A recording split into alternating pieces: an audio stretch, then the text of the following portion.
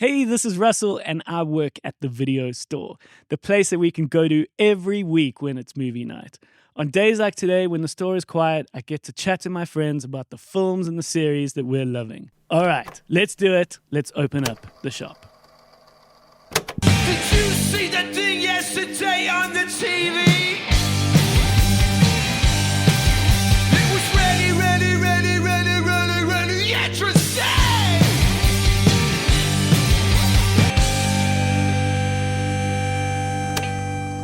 How's it? Good morning, Russell. Hi there. How you guys doing? I'm good, dude. How are you doing? I'm lekker, man. Yeah, no complaints. It's October. Yeah. Jeez. It's October. I panic because I have to do something on the last day of every month for work, and I was like, fuck. It's October. And it's, she's 1 month to go until the wedding. Oh, my fuck, lord. dude. Jesus. Okay, we'll get into it. Thank you for wandering into our video store. Yeah. We've got ourselves a Graeme with us today. Hello. A G-Force, who, when not working a shift at the video store, is an editor. Correct. Then we've got ourselves a Cole Matthews, Yeah. who, when not working at the video store, what do you call yourself, Cole? I'm digital copywriter. Digital copyright. All right, Yeah. that's a good one. And then my name is Russell, and I own the Bioscope, which is Yep. an independent cinema here in Johannesburg. But we come together once a week, and we work in our beautiful and lovely video store where Yeah. there's lots of movies and lots of series up on the shelves, and we're here to just help you figure out what you can watch. So this is the Clerks episode where it's the three of us having a good chat about all the film and TV that we're watching. It's a month to go until the wedding. My That's wedding. awesome, dude. So it's worth mentioning at this point that this podcast is a very personal endeavor Yeah. that takes up a lot of personal time, which I want to give. But in a couple of weeks' time, as we get closer to the wedding, there might be a little break, Right. or there might be a little change Yeah. in programming in some degree, where Yes. we then do the wedding and honeymoon Let's and have a stuff. wedding special.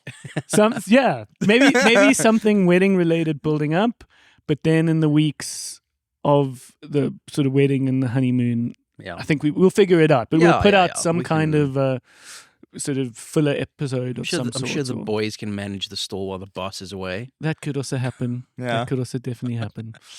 Please listen to the My Fair Lady song, I'm getting married in the morning, before you get married, the day before.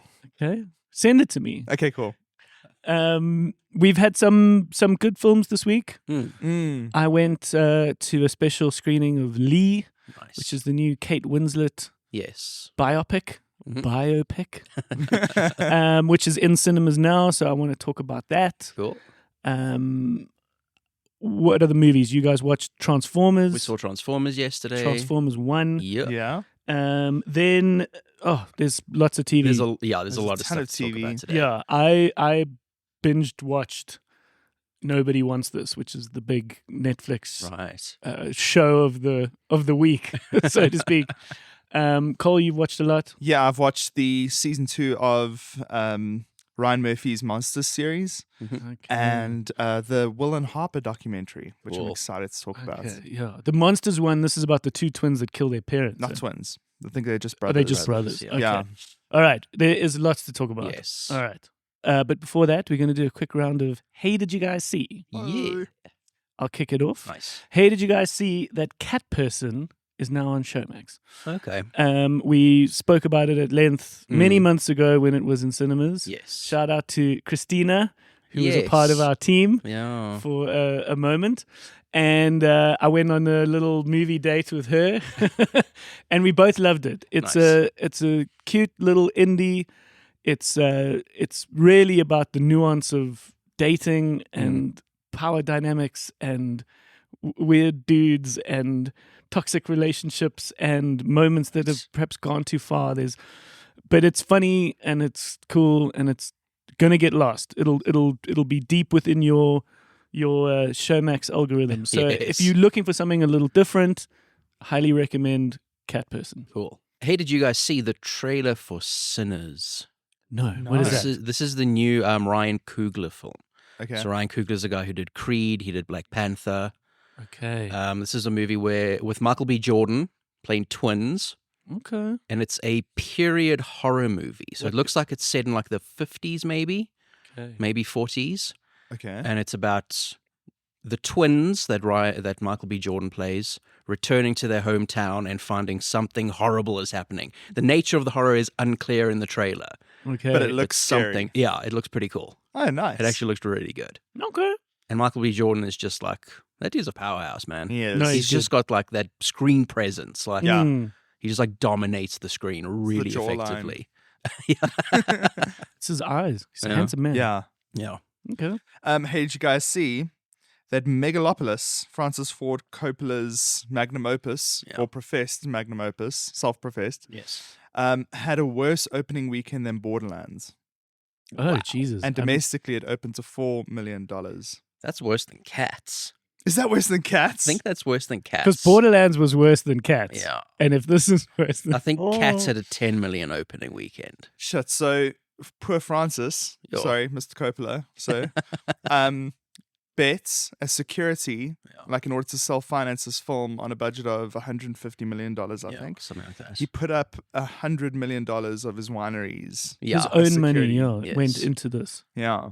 I saw So- some cool videos of people going into it, Oh, yeah. and then there cuts to them afterwards. So it was people going like, "Yeah, it should be cool. I don't know. I'm scared. I don't know." And then Yes. it just cuts to them going, "What was that?" Yeah. Like, I don't know. I think. Listen, we've spoken a lot about Megalopolis. One of the big things was a misstep, but at least had an interesting intention in its marketing, which was to say that a lot of his films were misunderstood or kind of not necessarily Oh, was that the praised trailer? at the time. Was that the Yes. trailer with all the fake quotes? Yeah, but and so the fake quotes was a big media blunder. But I think the sentiment was Yeah, it there, is. and there was a reason why they chose that angle because Yeah. that did exist. I think they just chose the made up quotes or Yes. AI. Yeah, I mean, you the called it AI. AI put that out, but I think often these movies are misunderstood at the time. Yeah, they are potentially. definitely like precedent for that Blade Runner. You know, there's been quite a few movies. The Shining is a big one. But Movies that were maligned at the time but and are now classics.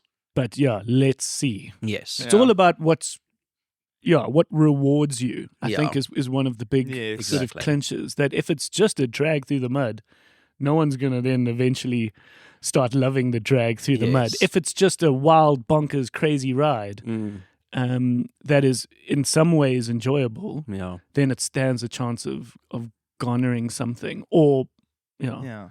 So this is this is the third like bomb potentially for Lionsgate. So it's Borderlands, The Crow, Megalopolis. Whoops. Yeah, sorry to them. Bad, yeah. Some bad choices. well, on that, hey, did you guys see that there's like a live component to Megalopolis? Yes. And people are wondering how this could possibly play out as this film rolls out. So it seems as if there's a section in the movie, and this is one version of watching it. So I guess you don't have to watch this movie with this component, Yeah. but it's like the desired component, which is when someone in the audience, I believe it's A plant. a person hired to do this, Okay. will get up in the front of the cinema and ask these questions live. Yeah, or I think it's just the one question. There's like a scene with like a press conference or something like that. Yeah. And they ask the main character a question. And then he answers it. Yeah. So I've brought up before the Weekly Planet podcast. They had Yeah. a dude on, another Australian guy who went to a thing who was the guy who asked the question. So he was like chosen out of the audience. They were like, "You're going to ask this question." Okay, yeah, because that's what I did gather. It's someone is chosen, Yes. and then they've got a question that they have to ask. Yeah. But it's so strange. It's such an interesting Yeah. choice. I mean, I guess it's refreshing and different. That's why we're talking about it. Yeah. But it's just interesting to play with the idea of cinema, where all of a sudden now the cinema experience becomes a theater moment just for a second, which is interesting. Yeah. Speaking of Lionsgate, hey, did you guys see the trailer for Ballerina? I saw that it was out. Yes. So this is a John Wick spin-off. It's set in like the same universe, so to speak, as John Wick. And it looks like John Wick, but a girl. Is what it looks like. Yeah, it looks like the this- exact same story. It's Anna de Armas. Yes. So it's the same character. No, she's I'm hasn't thinking been of yet. Spectre. Oh, yes. Yeah, she is Inspector. Yes. Yeah. No, but Okay. it's the same. Like, hey, someone's out for revenge. Hey, they go to the weird hotel. Hey, let's shoot a bunch of people. I And suppose like all 4 John Wick movies were the same thing. Yes. You know, so they can do a 5th one. Anna de Armas is my pink slip celebrity. What's the term? Like if I was allowed one, Yes. my pass. With opportunity to I present think itself. she's so gorgeous. Yeah. I think she is so gorgeous. Yeah. She's wonderful. Hey, did you guys see Lady Gaga has announced a companion album to Joker Okay. that's called Harlequin. Right. Okay. So Joker Folie à Deux Yes. is on its way in the week that this episode is coming out. It's going to hit cinemas this weekend. Oh, wow. The Bioscope is screening it. The fact that you say, oh, wow, I didn't even realize it was out is, this week. is a problem. Mm. So I think it's interesting That's very unusual. that it's kind of just sneaking in. for especially for Um, like a $200 million massive studio film. It's a little worrying, but Sure. I do think it could be interesting if there is an approach to treat it like a small little indie. yeah. But it isn't. It's a very No, big, it's a expensive huge movie. studio film. So there are big billboards around Joburg. Mm, So they are going for it. yeah. I don't know, but it is worrying that it's kind of snuck up on us. Yes. I've obviously seen it coming. Yeah. Tickets are selling at the Bioscope and they're doing well. Mm, I think it's going to be cool. I've got a little sneaky suspicion that it's going to be cool. okay. I've got a suspicion that it's not. It's a little bit like Tarantino. Right. The world has an idea of what it could be, but it's Yes. actually something different. Okay. And it kind of always was something different. Right. I've heard that it's where the previous film was a dog whistle for incels. I've heard that he I've heard that he makes this film as deliberately not a film for those people. Okay. So it's like a fuck you to the people that sympathized with Joker in the wrong way. Right. You know, the people that think that Patrick Bateman's really cool Yes. in American Psycho. He like makes a film that's like, no, we don't want to make movies for you. This isn't Interesting. Okay, Apparently. we're gonna give you a Yeah. musical. Yes. yeah. All right. One last little thing. Hey, Cool. did you guys see? Obviously, we lost Maggie Smith. Yes. Aw. The beloved actress of most famously Harry Potter. Probably. Yeah. It's the most, at But least the younger had people. a world of a career. Yeah. And I also saw this morning Chris Christopherson passed away, Yes. who was more Hectic. famous as a musician. Yeah. But he was in an earlier incarnation of A Star Is Born. Oh, yes. And that's when you realize that there were 5 of those Yeah. before the Lady Gaga, Bradley Cooper one. Yeah. But yeah, it was interesting to see that Maggie Smith won 2 Oscars in Mm. her career. A supporting role for a movie called California Suite, Okay.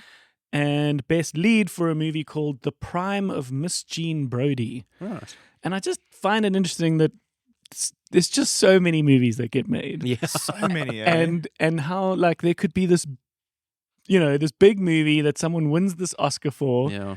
and we've just never heard of it. Yeah. Well, I mean, she's also had such a long career.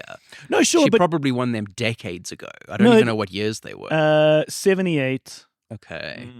and 69. Okay. Oh, shucks. So it So is a before any of us were even born. long before.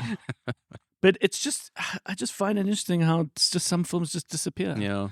Like, it's one thing to be like, I remember that. It comes up every now and again. But it's just like, I've never heard anyone talk Yeah. about the. Sure, and there were 4 other nominations. Oh, wow.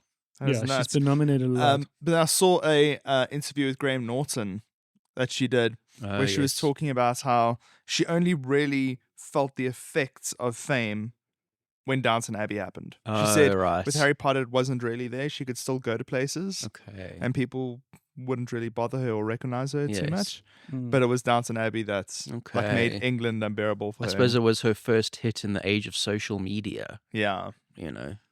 Yeah. So, speaking of that and the effects of social media and how it changes our world, Yeah. that was one of the chief things I wanted to talk about when it comes to the movie Lee. Okay. Sure. So, let's move on to films. Cool. So, last week I watched Lee, Yes. which is the biopic about the photographer Lee Miller. Mm-hmm.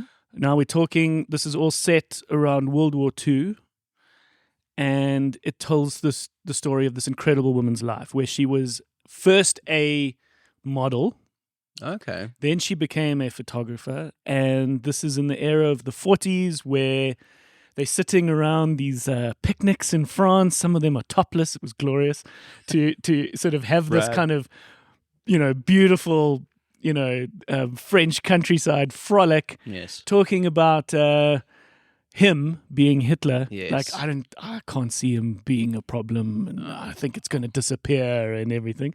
So it was quite cool to see the start of World War II. And she then wants to photograph the war. She wants to go into the front lines, which as a woman was almost literally impossible. They weren't letting her go into war. They weren't letting her sit in press briefings. They weren't letting her go to the front line. Right. So it's really very much the start of World War II. And then what's very interesting is a lot of the movie is about the falling of World War II. They seem to sort of cut out the middle, which I think is kind of interesting because we tend to sort of know this. Yes. Right. But not a lot of people talk about the aftermath of the war. Yes. And especially, and this is the point I wanted to make, is there these incredible scenes where her and Andy Samberg's character, which is very cool seeing Andy Samberg play this kind of serious role, are discovering the atrocities of World War II.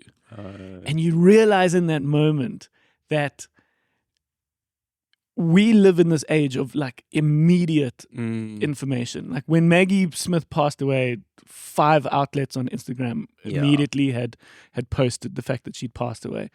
But you can imagine in the mid-1940s when the European Holocaust war had come to an end, people discovered how fucking crazy it was. I don't think people knew the extent of the extermination of the Jews.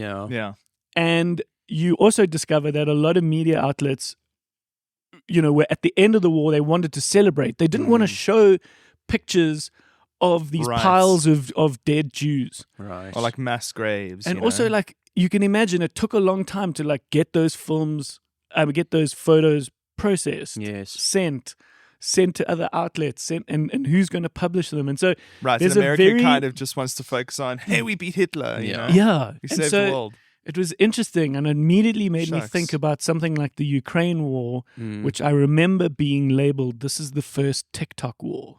Right. And I thought that was such an interesting comment at the time when That's so interesting. that happened, where they were like, this is the first war that we've experienced that will be covered by TikTok. Which is so usually, nice. Little girls fucking dancing.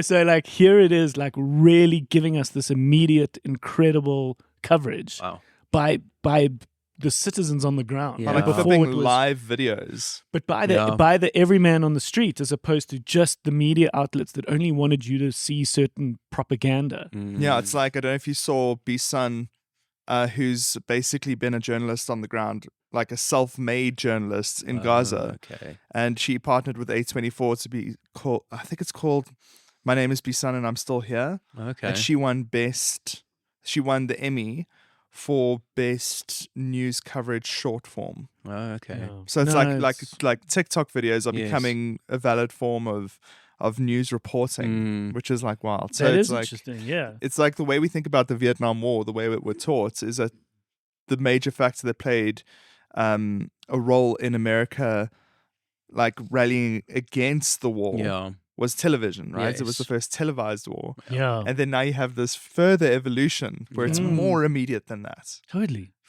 So Kate Winslet plays Lee. There's a lovely framing device of the story, and I don't want to give too much away, but it does it in a very cool way. It's worth noting the director is a woman called Ellen Kuras, who is a cinematographer. Okay. So I thought that was very cool to see this World War II movie sort of done through the eyes of a director who is a cinematographer. She shot like Eternal Sunshine of the Spotless Mind and Blow and Be Kind Rewind and Summer of Sam. It's a little bit of a legend. So, these are these crew members that perhaps in the world are very well known, but it's cool that she's moved on to directing. But you can imagine that this film is visually stunning. Okay, nice. And a lot of it is in this like early morning, this like misty dark as they sort of these like smoky trains, Yes. where they are in and around a place like Auschwitz. Okay. And it's slow, it's brooding, it's lovely. Nice. It's a solid movie. Nice. And it could be some Oscar stuff. Okay. I think so. I think it might not be because I saw that it was a 2023 release domestically American. Oh, So I think it Okay. might have missed its Oscar. okay, Yeah, interesting. win. All right, that's me on that. Cool. You guys went and watched the Transformers 1. Yes. Okay. It's a lot of fun. So much fun. Yeah. I think Transformers works better. I mean, it makes sense because that's where it started. Yes. It started as an animated series. Yeah. Calling it a series is a little generous. It was an ad for toys. Yes. It's the way they used to advertise toys back in the day. They would make a TV show Yes. just to It's like Street advertise. Sharks. Street Sharks. I mean, G.I. Joe. All that stuff Yes. came from He-Man. They all came from this idea of. Dragonflies, maximize. Was that a show? Fly through the skies. I remember with the toy. I didn't realize it was a dragonflies. toy. But yeah, Yeah. it's a lot of fun. It's Okay. definitely aimed at a younger audience. It's I was about to say. Yeah.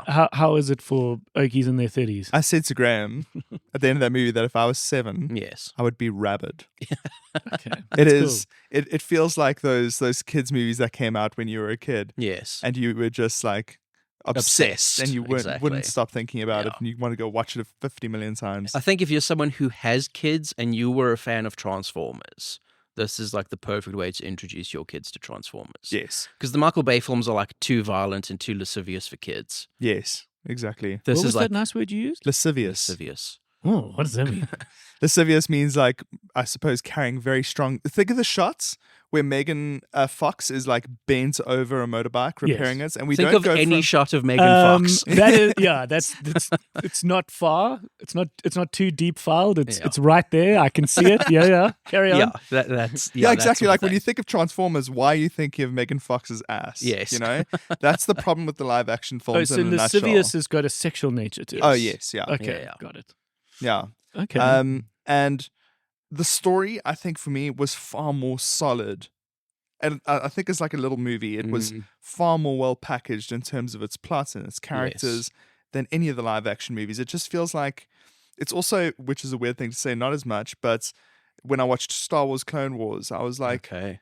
oh, this is better as an animation. Star Wars, it's great live action. Yes. But it's fucking great as an animation. There's something about the medium that makes it sit.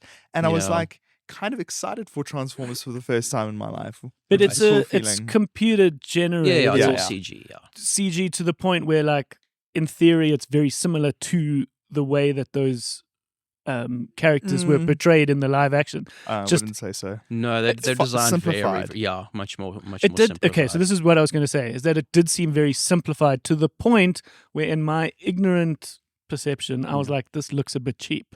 Okay, no, I wouldn't say so. I think it looks pretty good. No, it's animated by ILM. Yeah. You know, the boys who do Star Wars and Pirates of Okay. the Caribbean, you know, Best of the World. Are there any girls doing it? Pioneers? ILM. You just said the boys who do.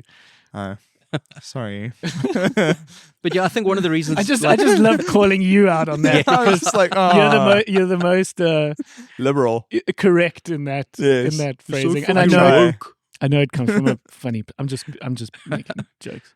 No, But totally. I think one of the reasons, like you said, it like this feels more like settled as a story, so to speak, is in a way the live action films rely on this story Yes. because it's a prequel, and like all of this backstory, yes. it kind of needs to be dumped on us in the live action one as well. Oh, it's just always through like a flashback exposition. thing, Yes. yeah. You know, Because whereas this was like, an origin. this story. is like before Optimus Prime was Optimus Prime, and he was Orion Pax. Yeah, he was a normal little He was a minor robot. yes. And him and what did they call Megatron? D13, D12, something Yeah. like that. I think it was D13 before Yeah. they were minors. Yes. Yes. Okay. Yeah, so Brian Tyree Henry Yes. is the voice of Megatron. I don't know who that is. Remember Bullet Train? Yeah. The guy who was a partner with Aaron Taylor Johnson. Yeah. Hilarious. Okay. And also Yes. famous from Atlanta. Yeah. I think. Yeah. It's fucking- Spider-Verse. And Chris Hemsworth's Yeah, he's Optimus he's Prime. Optimus Prime. Yeah. Okay. Scarlett Jo's in it. Yeah. Keegan Michael Key. Okay. Like the it's a voice big- acting John overall. Hamm. Oh, John Hamm, yeah. Yeah. Like the voice acting was actually really fucking It is pretty impressive. good, yeah. Like, I had a great time with it. Yes. I think, it's one of those challenging things where there is a voice of Optimus Prime. Yes, Like yeah, Peter yeah. Cullen has been Optimus Prime since the 80s, and he's basically the only guy who's ever done it. Yes. So now to be like, there's a So new to voice adjust. for Optimus Yeah. Prime. And you can see Chris Hemsworth going on a little journey there vocally, Yes. where it's like his voice changes when he becomes a Prime. Yeah. And then it sounds more true to what that guy did. Yeah. Yeah. Okay, but overall, I think you guys have summed it up well, which is Yes. like, if you were a kid, this would be fucking Oh yeah, awesome. if you have kids, I think your kids will love it. Yeah. Okay. Highly recommended. All right. Then Cole, you managed to watch Will and Harper. Yes. Okay. It was on my list of what to watch this weekend now that it had come out, because I've Okay. spoken about it. I had to choose between that and Wolves, Okay. which is the Okay. George Clooney, Brad Pitt film. Yeah. Yes. But you watched Will and Harper, which I think looks charming and lovely and amazing. Yeah, it's exactly what it is. It's fundamentally a wholesome road trip movie, except it's a documentary. And for those who don't know, the premise is basically that Will Ferrell discovers that one of his best friends is an SNL writer that he met at the start of his tenure at SNL. And this writer's name at the time was Andrew Steele. And they became really close friends because they both started around the same time and they was trying to, make a name for themselves in that world. And then I think it was, I don't know about timing, but a year before this documentary takes place, Andrew announces that they are transitioning and her new name will be Harper Steele. And there's a whole letter that she sends out to a whole bunch of friends, including her children. Okay. So then there's a process of learning that happens there, but then Will suggests, hey, so you're discovering yourself. I'm discovering you as Harper. Let us go on a road trip together, because Harper's quick to establish that throughout her life, she's been like a chronic road tripper across America. It's one of her favorite things to do. So she would go to all these places. She would go to roadhouses. She'd like camp on the side of the road, Cool. Stop by the Grand Canyon, pull out a chair and have a beer and like meet people in bars all the time. But now Harper's transitioned to a woman, and Will suggests, let's like go through this familiar territory and then see what that means to you now as Harper instead of Andrew. Right. And also I need to get to know you as Harper. Yeah. And it's like a peeling of the onion, to use the Shrek metaphor. Where you start to like see Will learning and trying to understand. So it's like a really good gateway into understanding the world through a trans person's eyes. Yeah, that's the way I saw it coming. I was Yeah. like, we needed someone accessible, Yes. like Will Ferrell, who we all know and love, to help normalize this experience, because we're going to then see the world through his eyes. Yeah. And this could be a really valuable toolkit for many people on a huge scale, being Netflix, Yeah. to get a sense of this experience. Yes. Okay. And it's tough half of the time, because Harper like pulls up old journals, old photos, and talks about the space that she had been in for such a long time, like suicidal, how she felt in preschool, when she like naturally just went into the girls' line at preschool, and then a teacher pulled her over to the boys' line. It's like, no, you can't stand in that Right. line. Yeah. And then boys made fun of her. And I think that to like give you a nutshell through one event that happens is they go to Texas. So they go through a whole bunch of red states, right? And obviously like being trans is now the popular witch hunts Yeah. in America, right?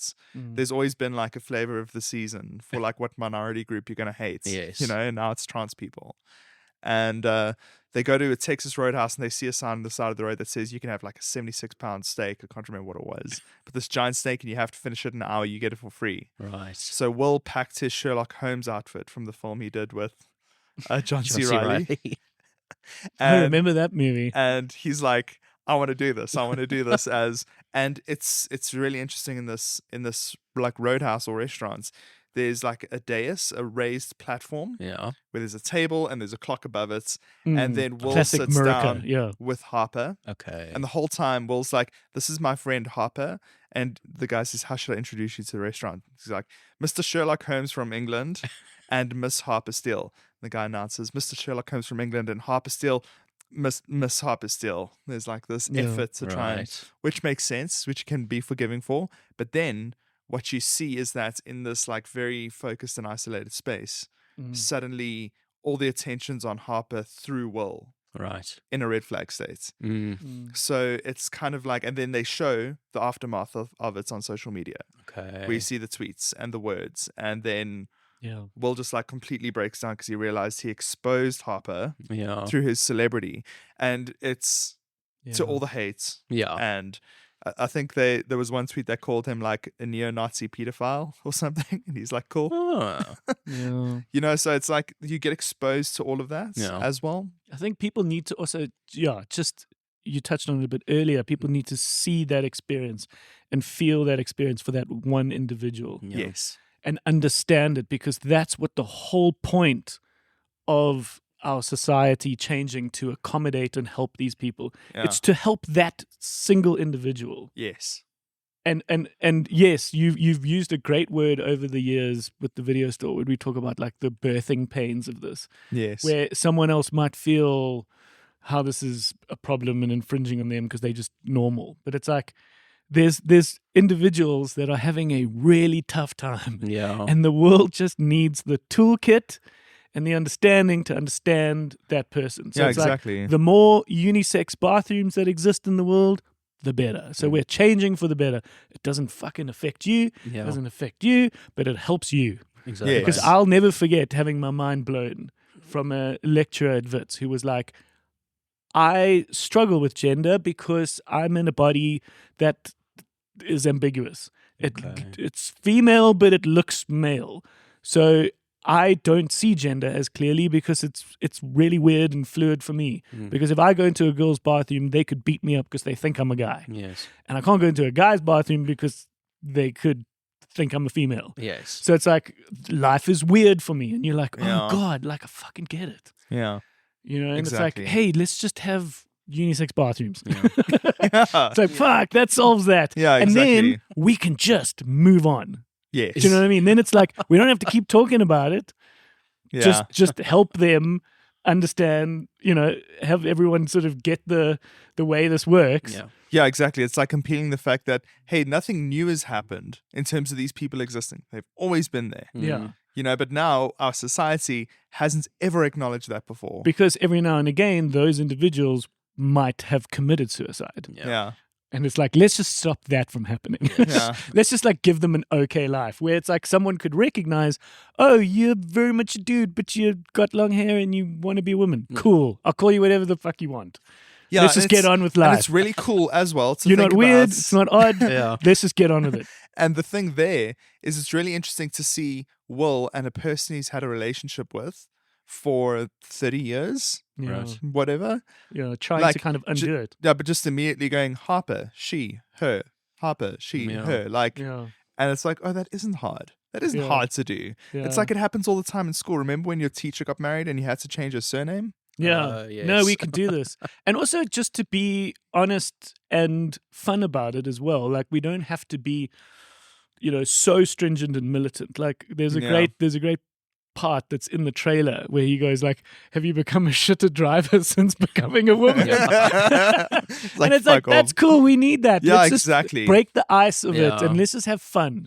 And it is a shit ton of fun. Like, Okay, good. it's good to see that. I mean, you know this, but you see all the affection you have for Will Ferrell as a funny character in the movies he plays. Yes. Yeah. In his personality, there's a moment when they go up in a hot air balloon to do a toast with another famous SNL actor you'll recognize. I can't remember his name.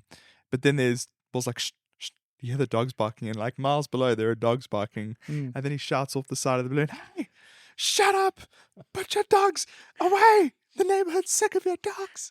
And that like hilarious voice of him. Yeah. Yeah. And it's just like this levity that he provides that's interspersed through all of these really heavy moments. Like the soundtrack's amazing. It's a wholesome road trip, friendship, exploration, and adventure. Lovely. So highly Cool. recommended for anyone who wants a good, wholesome, solid watch. Nice. This is Will and Harper. That's on Netflix. Netflix. All right.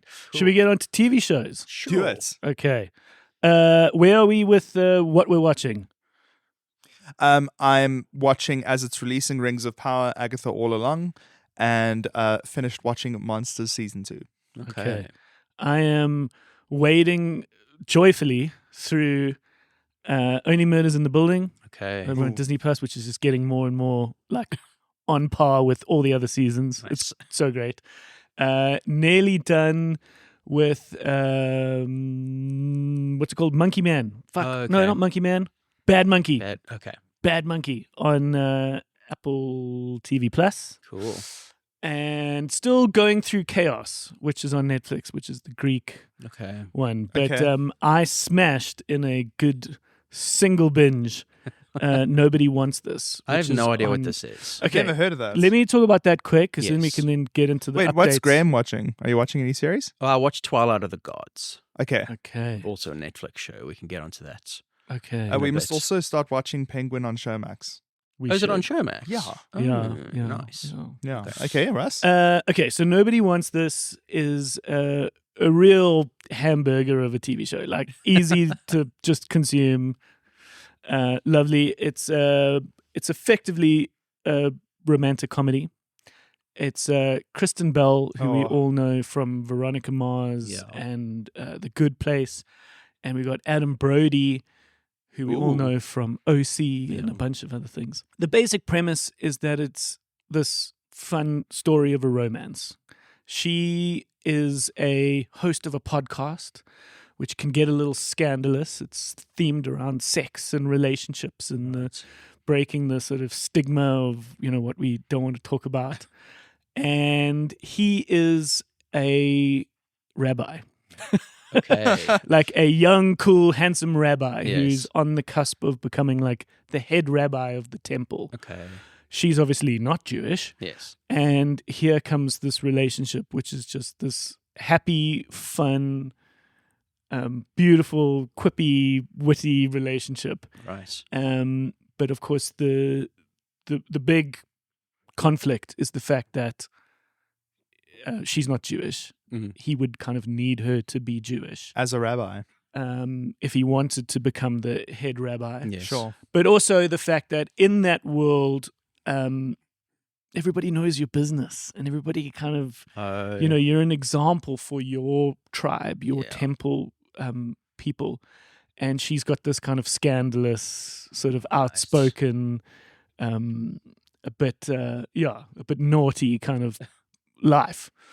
But it's delightful. It's fun. And I think what's interesting about it, and this is the point I'd love to sort of get across, is that I think it's just such a great example of a 2024 romantic comedy Right. where there is the conflicts of these sort of fun situational comedy bits, but they're not the meat of the joke. They just are plot devices. Oh, he thinks that, they think this, there's this mistaken identity or this sort of conflict. Yeah. But 10 years ago, that would be like the thing. Mm. That would Oh, be the right. meat of the joke, of the episode. They'd make every morsel of it. Yeah, if this was an Adam Sandler comedy. Yeah, like when Yeah. you think of the American Pie kind of humor jokes, Yeah. where you're stuck in this moment and the person walks in or this awkward whatever's. This show has it, but it's you keep thinking when you watch it like this is going to get worse, it's going to get worse, but it doesn't. It sort of it rides past it. It goes further. Right. Cool. If someone didn't know, but they thought this, it doesn't ride out for too long. Eventually, that person just calls and it gets cleared up. Right. But they use it in the same way that we've always had it, which is to engage in conflict, Mm. make the show interesting, give them odds to whether or not their relationship is going to work or not work. Yeah. But it's just becomes more than that, which I think Okay. is really interesting. Cool. And it's smarter because we as an audience are smarter. We don't want to just make a meal out of this little moment. Yes. Yes. But it can still be used. So I think that part's interesting. Does that make sense? Did I Yes. articulate Yeah, myself? I get what you're saying. You did. In the IMDb logline, they describe her as irascible, That's a nice which word. is a lovely word, which means having or showing a tendency to be easily angered. Okay. Would you describe her as irascible? easily angered. Mm. No, that doesn't really quite feel right. Really? She's not too angry in the show. Right. Interesting. I wonder why they choose to describe her that way. Yeah. Maybe it's just that like she's passionate about those opinions that she has, Well, and she expresses maybe. them strongly. Interesting. Yeah. Irascible. And what was that other one? What was that nice word from earlier? I can't even remember. Oh no! You had it in your lascivious. Thank I was you, like, you Cole. had it in your brain. Yes. Lascivious, lewd. Okay. Where are we in Rings of Power? Oh, Rings of Power. We're at the penultimate episode, so second to last. Of season 2.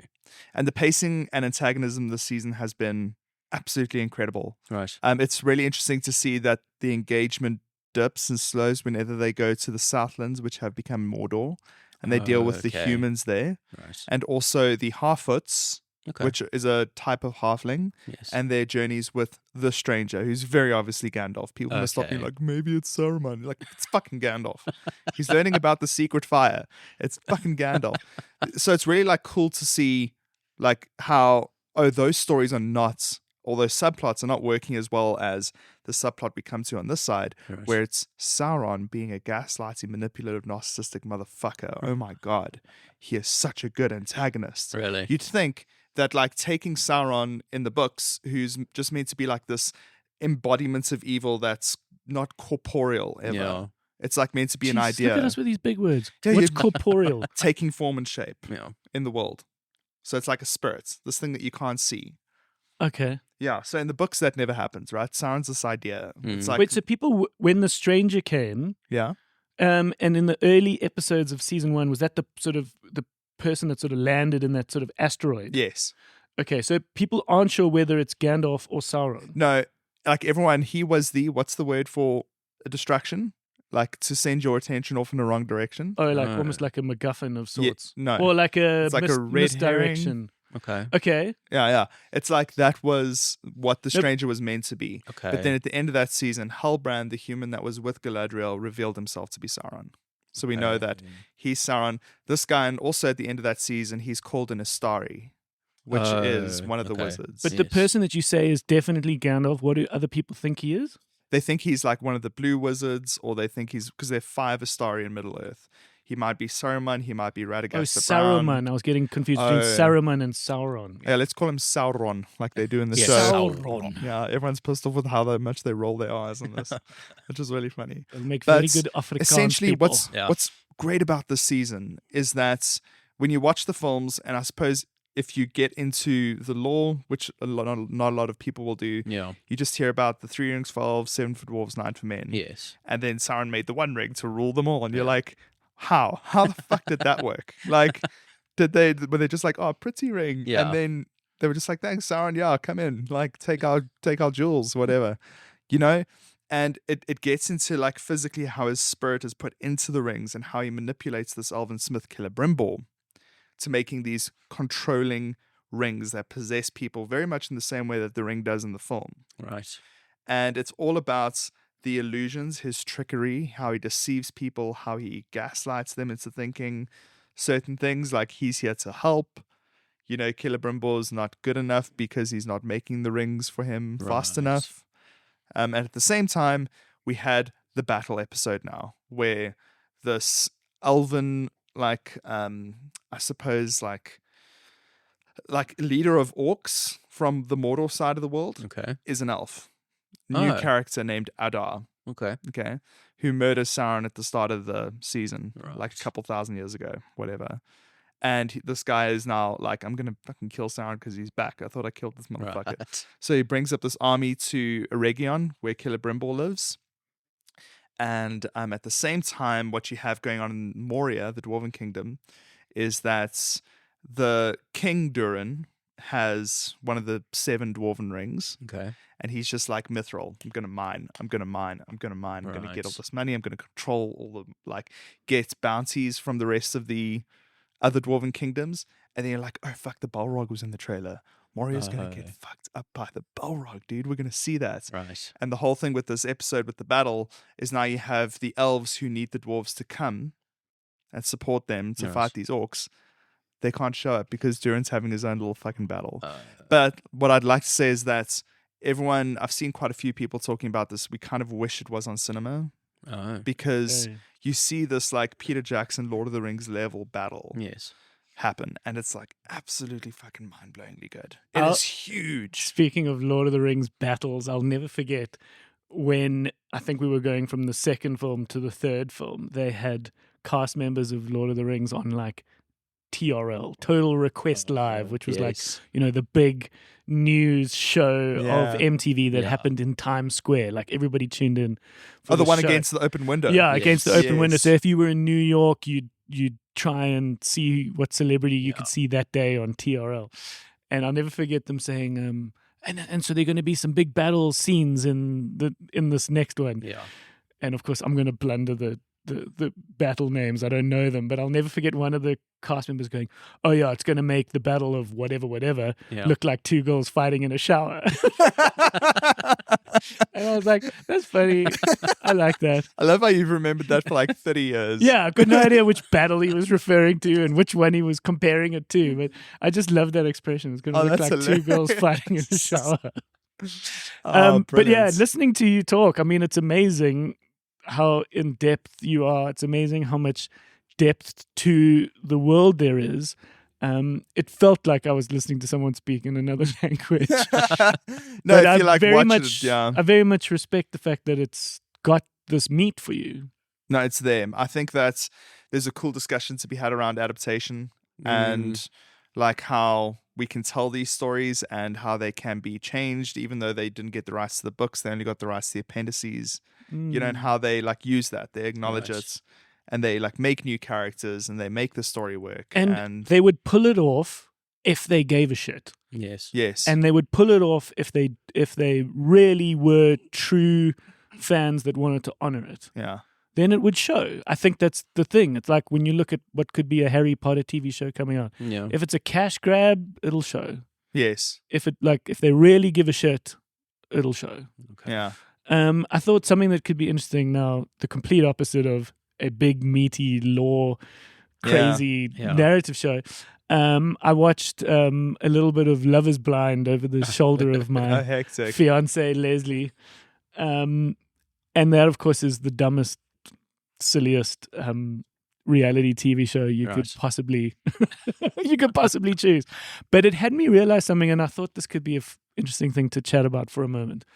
We were watching the UK edition of Love is Blind. Okay. So it's the exact same formula, which is a bunch of single people date each other in these pods where they can't see, and they just form connections. Okay. And it ends with them matching up, where they actually go on a knee and want to get engaged with this person that they've never met. Right. That's the premise. You have to propose to someone you've never seen. Yeah, if you feel like you're ready to go into the next part of the experiment. They keep calling it the experiment in the show. I don't know whether there's people that don't get engaged. I think they just, if they don't match up, they don't go on to the next part. Okay. Then the doors come up and you see this person for the first time. So that part's interesting. That kind of happens halfway through the season. Then they have to live together as they then build up to a big day where they all get married. Right. And at the altar, the question becomes like, is love blind? Do you want to marry this person? Right. And the season will end with people going, I'm in, yes. Or someone going yes, the other person going no. And so they make this juicy meal of the wedding, right? Why does it have to be a wedding? Why can't they just date? The point is for all these contestants. These are people that actually like want to get married. They want to go on to the next part of their life. Yes. But the thing I want to bring up is reality TV shows across different territories and which ones are good at which. So the American one I thought was interesting. The Americans are very good at the drama. Right. Whether it's like Survivor or cooking shows or certain things, they love to build the drama of it. So with Love is Blind, it's like some stupid shit about how they're not connecting, but they'll make a huge drama meal out of it. But the British one in this case was better because I think the British are better at sentimental shows. Oh, right. They can do emotion. So like the British do like, famously they've got that like Bake Off where they just bake shit. But like, why does that work? Yeah. It's not the drama. It's not the Yeah, why is that the most not the popular show in the intense UK? drama of it. It's just that the British can do that like emotional, beautiful, charming connection. So they do a little better at this. Love Island is also a big one where you've got to go and singles meet up. When you watch like the Love Island Australia, it's shit because they don't do the heartfelt love the same. But the Australians are very good at following the rules, so they can build.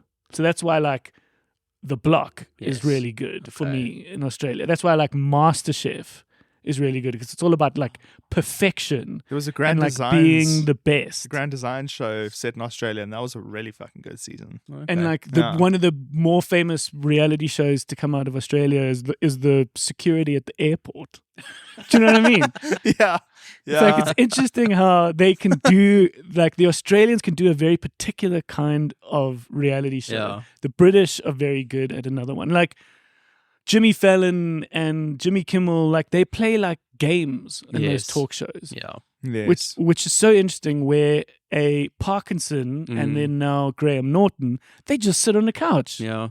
Yes. And it's as interesting, it's even more interesting yes. because there's like a deeper heartfelt connection and there's like research and love. It's just interesting how those things are different. Yes. Yeah. So I just thought it's worth bringing that up and if anyone had any thoughts on it. But that's my observation. Yeah. Take it or leave it. Let's hear about Twilight of the Gods. Oh, yeah. So this is old Zachary Snyder, old Zach Snackadoodle, his new show Okay. on Netflix. It's an animated series. But now the big one was meant to be Rebel Moon, Yeah. right? That's come and gone. They released the director's cut of that, They didn't did. they? Okay, never watched any of it. Not I going don't to. care. Yeah. It's a big sort of space opera that Yeah. didn't become an opera at all. Well, I think they're still doing more of them. It must have gotten enough attention. Or they sunk enough money in to just see Yeah. it through. But either way, But- okay, this is all centered around Norse mythology. What kind of animation? 2D animation. It's very Jendi Tartakovsky. Okay. So the guy who did Samurai Jack and Primal. Have you watched Primal? Yeah. Primal is awesome. Primal's fucking It's great. that, but like 100 times hornier because Zack Okay. Snyder's a horny little weirdo. Okay. Yes. But What's our new word?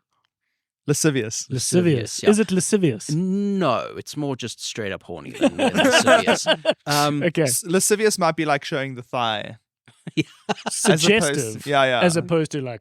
Yeah, it's like lascivious feels like it's got undertones. Let me actually just Okay. check this Keep before it carry I on, yeah, broadcast. Okay, so basically the story is there is a human dude who's like the king of his village sort of thing, and a woman who is a Jotun, which is a giant.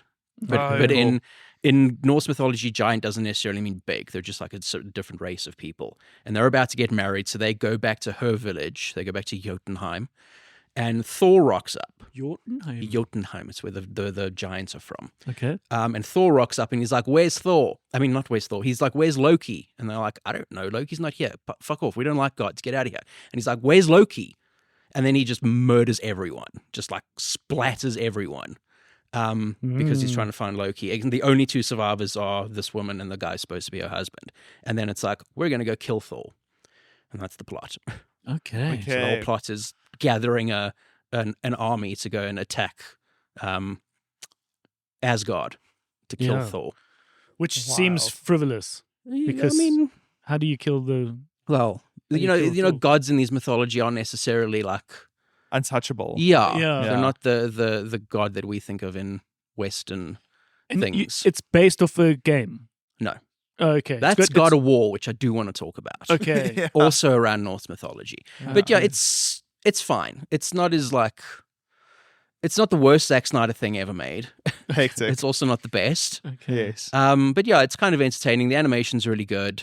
It's super violent. Just keep that in mind. Sure. It's incredibly violent. That's it's not an very animated show for the kids. It's very on brand for Zack Snyder. Yes. Horny and violence. Yeah. Sure. Speaking of gods, I mean, I'm still watching Chaos. We Oh, come to yes, it every yeah. now and again, which is now over in Greek god Yeah. territory. Yes. That's also very dense. But Also a it's bunch of horny motherfuckers. somewhat, yeah, but also just it's dense Okay. and bizarre and weird, and the show just picks apart at how sort of bizarre and weird the Greek tragedies and the Greek stories are. Yes. But we're into it. We're following it. It's like we're completing it. We're coming back to it, which I think is interesting. We being myself and Leslie. Yeah. Which on the other hand, as I said earlier, I chose Wolves, Okay. which is to point out interesting. At the heart of it is this grammatical error. Wolves.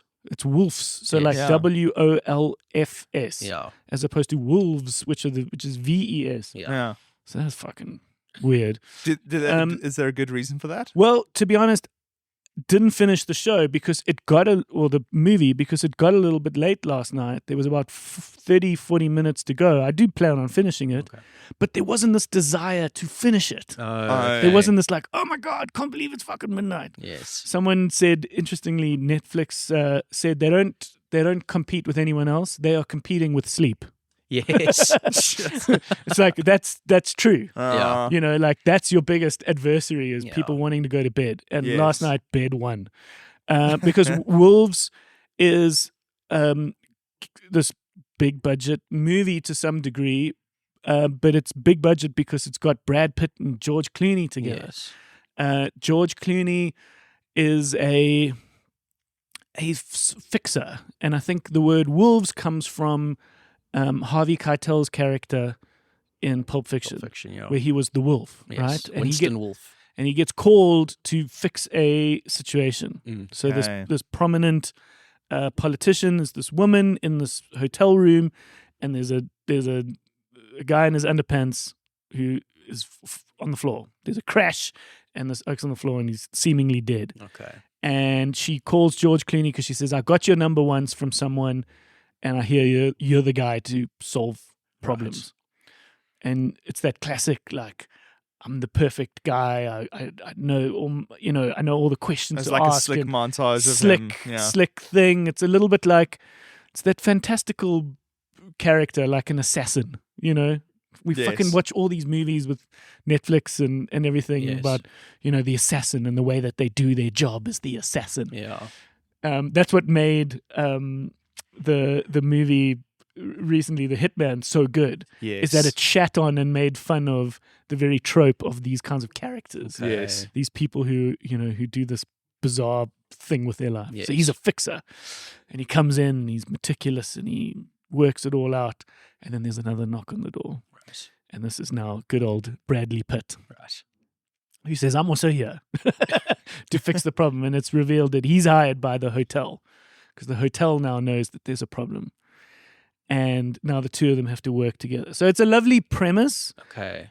And there's this kind of adversary banter between these two guys that are famously very solo jobs, having to come together. But it's a little bit meh. It's a little bit like, okay, there's this couple of moments where you're like, okay, this is old. Now move on. And then they do. And you're like, okay, cool. Now you're starting to work together. Okay. Well, now we're starting to reveal some stuff. But what I think is interesting is that you think it's going to be a big budget set piece movie with big moments because these are characters that are traditionally in these big Hollywood movies, heists or big moments.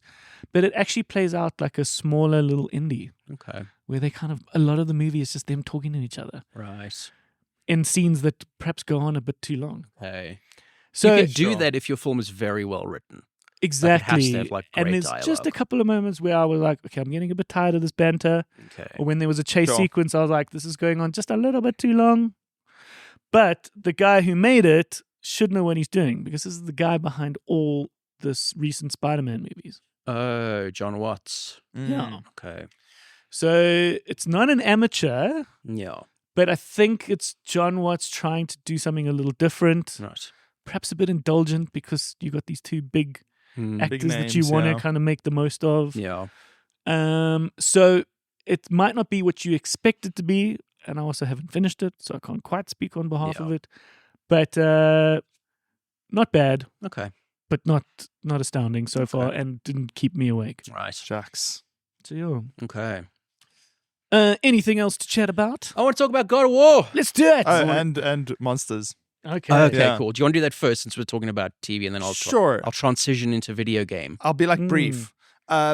So season 2 season 1 was Jeffrey Dahmer. Now Yes. it's Eric and Lyle Menendez, Yes. who were 2 Beverly Hills spoiled brats, Yeah.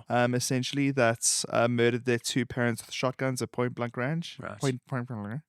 And it is incredibly gripping and well written and well acted. Okay. Like, amazing. Like, it's not the show where sleep won for me. I was like, oh, I'm good. going to carry on watching this. Okay. I'm so hooked. This is the this is the same guy behind the American Horror Stories. Yeah, well, and he's the all of exec that. producer. Yeah, but a Yeah, guy who it's sort his of show. understands what's a good, captivating story. Yeah. But adapting crazy real life moments. Yes. So it's like nonfiction. It's true crime, Yeah. basically. And yeah, so it works. It works as a piece of entertainment, which is like where the waters start to get muddied because it's based on real people Yeah. that are still alive, you know? And for me, it's like, I think I'd say it's gripping, but problematic. It's one of the first times I've watched something where I'm like, ooh, Right. oh, this is iffy. This is so iffy. Because you watch and engage as a viewer, but then you realize, oh, these 2 boys we're going to assume that they're telling the truth when they say that their father sexually molested them for Yes. like their entire childhood and adolescent years, right? And this was a motive for their like revenge, their Yeah. patricide, and matricide of their, what's the parent one? Oh, anyways. And then they proceed to constantly sexualize and objectify them. Mhm. Like, they're naked. We see the one guy's penis in a shot. We see them having sex. And it's just like, we got to stop sexualizing sexual assault victims, Yeah. guys. Like, Okay. it's kind of just like, this is, why are we doing this? Why are we making them objects of desire when they've been traumatized by sexual violence, you know? So there's like that iffy line. But then what it does is it takes basically the plaintiff's case. It initially like takes their defendant's case and tells an incredibly gripping, empathetic story. Right. Who's the plaintiff? The plaintiff is the person accusing. So like, these Yeah. guys murdered their parents. They need to die. They need to death But- penalty. and who is that? That's the state. Oh, it's the state. Yeah, Wanting it's the state to- in this case. Yeah. Sorry, you interrupted me. My ADHD went away. I'm sorry. No, it's okay. No, my train of thought just like stops. It's like a full stop.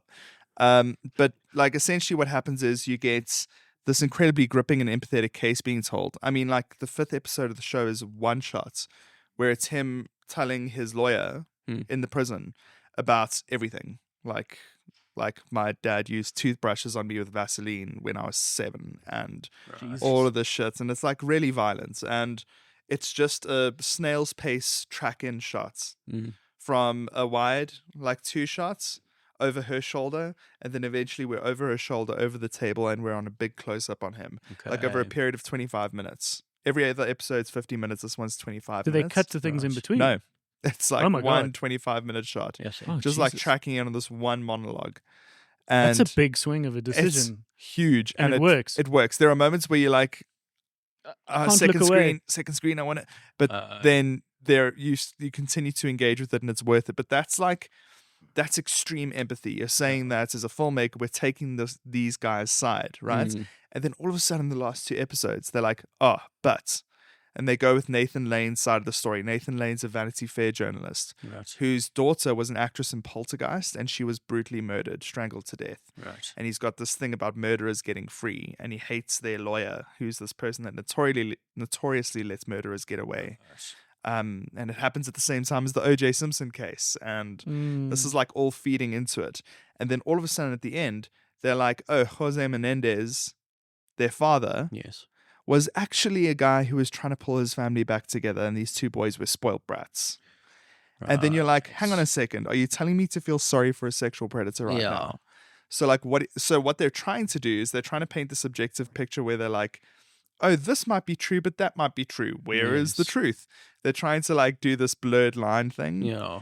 by reenacting that side of the story Okay. and reenacting their side of the story, you know, with the closed door and the muffled sounds behind the door, with the father and their son.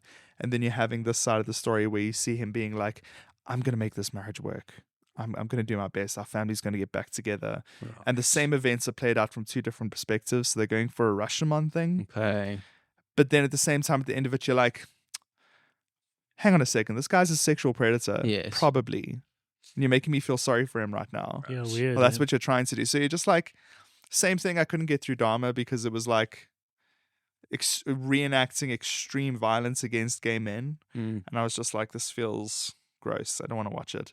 But then like this does a similar thing where it's just like, why are we, what stance are you taking? What are we doing here? And it's like, it's very notorious online. Yeah, it's almost as if they want you to sexualize them too and be able to and feel sexual feelings I think towards them to sort of empathize with the person who was. I think that these I can't really stomach how morally bankrupt these filmmakers are. Like, in my opinion, I think it's like I don't think it's very noble, and I think it's like rage bait. Yes, it's fully what they're doing. They want the online conversation. They want the libs triggered. They want the fights between both sides. Yeah. You know, they want to like re-engage the conversation that was happening while they were the biggest news event. Yeah, in Hollywood. You know? yes. So Interesting. yeah, And I think a big part of it is that the brothers didn't have any kind of like sexual relationship or anything in real life, No. right? Yeah, so that's all invented. yes, That's like, I think that's a big It's like exactly, sticking point for dude. people, and that they like created this yes, sexual dynamic between them in a story about sexual assault. yeah. I think that's been like a big. That's what problem I for was people. wondering, because there's a clip comparing the news and the show Okay. in one of the interrogations. What's it called, when the testimonies in the trial, Yes. and it's like kind of even beat for beat, it's like the same pacing, the same performance, the same dialogue. So it's like you get into the place where you're like, oh, everything that's happening in the courtroom is like word for word exactly the same Yes. as what happened. And they do suggest an incestuous relationship between the brothers. So I want to understand if that was like part of the plaintiff's case. Mm, But then, yes, you look at the marketing of the show, yeah. and it's these two brothers kind of in a very homoerotic, like suggestive pose, Yeah. shirtless, Mm. like over each other's shoulder, holding each other. And you're kind of just like, you know, that can be seen as kind of just like two comfortable brothers. Yes. But at the same time, you're like, you're fucking sexualizing this. You're suggesting like right at the offset that these are two lovers, you know? With each other. Yeah. Wild. And that's what the plaintiff did in order to distract them from the fact that their father wasn't a molester, Right. which is like fucked up. Okay. Yeah, so it's Wild. messy. Yeah. Messy. Okay. Okay. On So a it's about God of very War. different note. Yes. Very different note. So I've been playing God of War Ragnarok. Speaking of Which Norse is the mythology. sequel to God of War. To God of War. Okay, yeah. I think we need like a short history lesson. God of War comes out in 2005. Yes. This is a game PlayStation about 2. yeah, PlayStation 2 era. This is a game about Greek mythology, Mm-hmm. where you play a guy who has been tricked into killing his own family and is now on revenge to kill a mission of revenge to kill the God of War, to kill Ares. Okay. He succeeds. He becomes the new God of War. But the thing about this is, so Kratos, Do you play that guy? yeah, you play Kratos, who's the guy who's out for revenge. Okay. So imagine a dude who's got big red tattoos and he's got the worst facial hair, which is a pointy goatee. And then he yells, "I will have revenge." And that's his entire character for like 3 games. Yeah. Cool. He's fucking It's like insufferable. one note. I hate this is why I find this so interesting. I hate Kratos. Yes. He's a terrible character. I never finished God of War 3 Oh, because wild. I didn't want him to win. Oh, crazy. I don't want this guy to Can win you because I choose to dislike him be so other much. people? No. Okay. So now we fast forward to 2018 and they release God of War. It's just called God of War. Now it's centered around Norse mythology. Same story, though. It's the same But- plot line. You play the same character. It's Yeah. It's still Kratos, Okay. who was the Greek God of War. Now he's killed the entire fucking pantheon, left Greece. He's now wound up in Norse place, Norway, wherever it is. I don't know. Yeah, I don't know if they where it ever is, yeah. settle where it is. But now they've Norway, taken this character. Now known as modern day Norway. Yeah. Yeah. This character who, I mean, a lot of people like old Kratos. I hate old Kratos. And they've changed it. And now, instead of a story about a dude who's going, "I'll have my revenge" for 3 games, it's the story about a man trying to be a father and regret and Okay. I'm trying to think of other adjectives, but they changed Kratos from a dude I hated who I didn't want to win to one of my favorite characters It's in any incredible. medium ever. There was obviously more feedback like yours, which was like, I'm tired of this guy. I think it's also just a case of like we want to like reboot this thing essentially. Like we want to like start from scratch, but this is a beloved character who's associated with the franchise.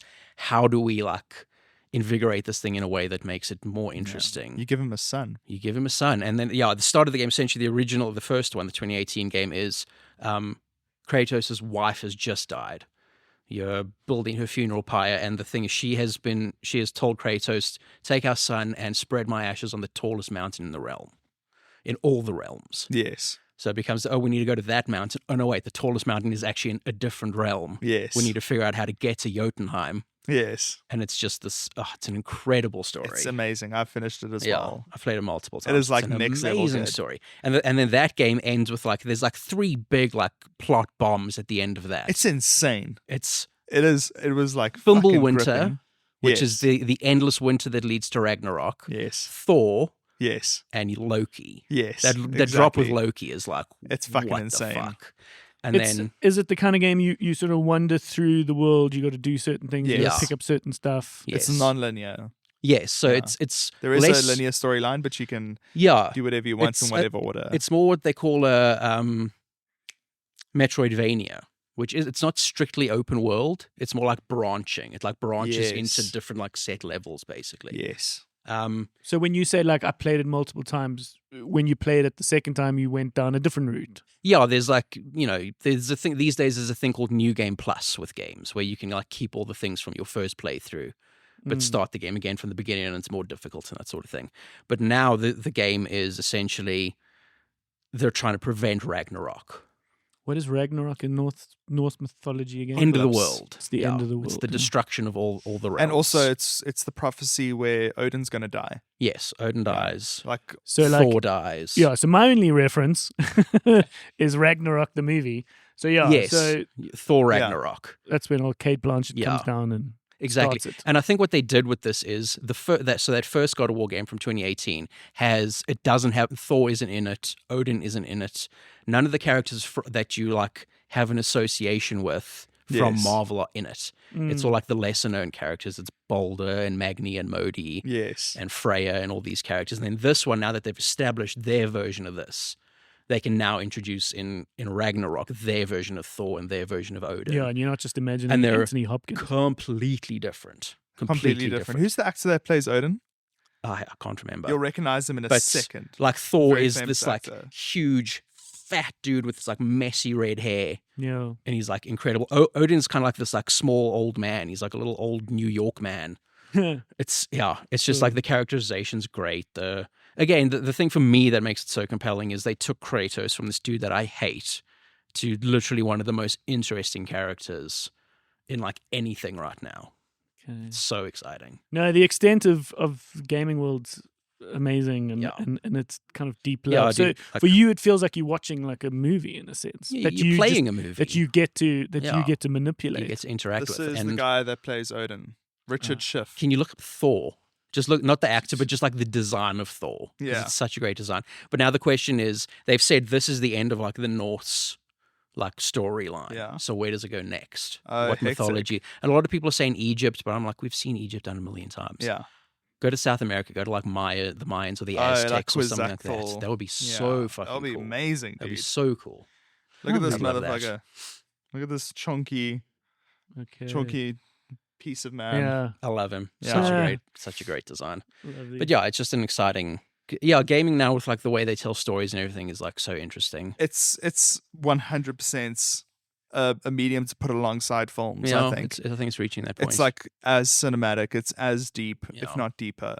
You lose yourself in that game, man. Yeah, God of War, Red Dead Redemption, Yo. games like that are just like. Sometime I want to talk Dripping, about dude. Alan Wake 2. Yes. Like maybe next time I'm on, I'll talk about Alan Wake 2, another just incredible. You'll love game. it. Yeah, it'd be nice to understand gaming more. It's never been something on my radar, but I've the deepest, greatest respect for it. Yeah. I I still think it's that's very something we cool. should do for like a YouTube thing, is just sit Russell down with the video game. Yeah, make him play like Alan Wake. Well, I think it can't be something with like complicated mechanics, because it's just going to be Right. overwhelming. It needs to be something really simple. Portal Yes. or the Stanley Parable. I would love to see what Russell does with the Stanley Parable. Yeah, this sounds like a great idea. Because it's dead simple mechanic wise, Yeah. but just to see where you go with it would be so fascinating. Okay. Yeah. Lovely. Okay, All right, we should sounds do good. that. Thank you, guys. Thanks for a lovely day. No. Hell It's yeah. great to catch up with you guys. Mm. And thank you for listening, everyone. Thank Yes. you for sticking around. Our home base is thevideostore.co.za. And come on back. Come on down. On Tuesdays is our clerks chat, where it's like this. It's just us. And the occasional Thursday will be a guest Yeah. episode every now and again. All right. Lekker. Magic, guys. Nice. See you soon. Enjoy the Bye-bye. rest of your day. Yeah.